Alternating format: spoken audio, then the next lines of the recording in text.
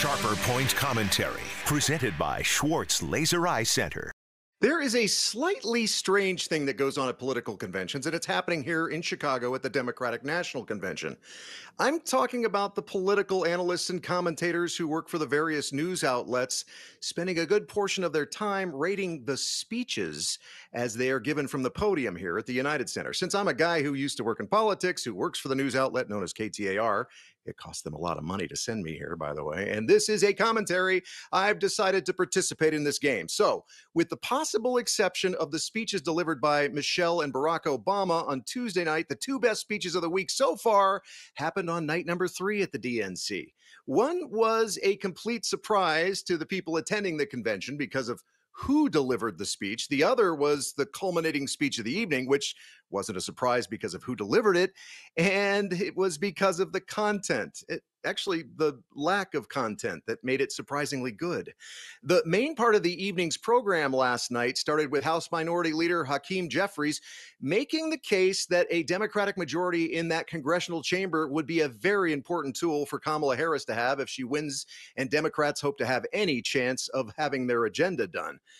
We then heard from a few other speakers who aren't politicians, referring to VP nominee Tim Walz as Coach Walz, and even saw a football team made up of guys in their 40s who played on a state championship team that he coached at Mankato, Minnesota's West High School. The next big name who came up to the podium was former President Bill Clinton, who in classic Clinton-esque fashion bit his lip and tried to feel our pain one more time. But his speech was not nearly as good as former President Obama's speech earlier in the week.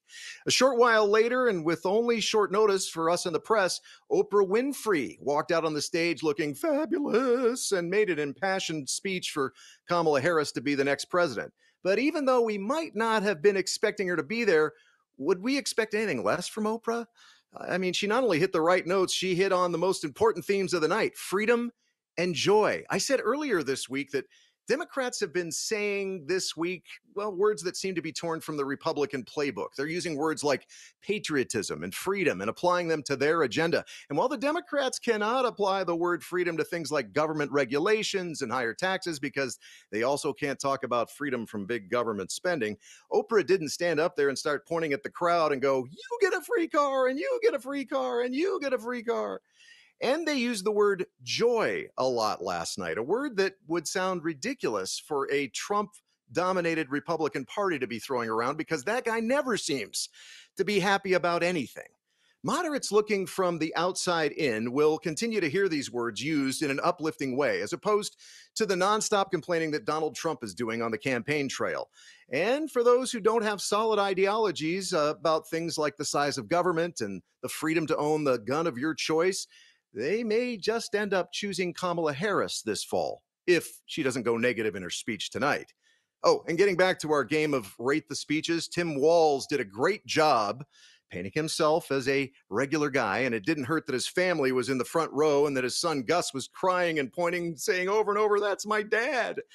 But the best part of Tim Walz's speech was the fact that it was, well, about the length of a halftime pep talk, because let's be honest, even though they score a lot of points, nobody cares about the kicker. They care about the quarterback, and QB Kamala will be the one making up voters' minds this fall. I'm Jim Sharpe, live in Chicago. Join us today for our special show when we have invited Congressman Ruben Gallego to be with us and Secretary of State Adrian Fontes. Thanks for listening. Thanks for watching Sharper Point. Click to see more from Arizona's morning news and tap the button in the middle to subscribe.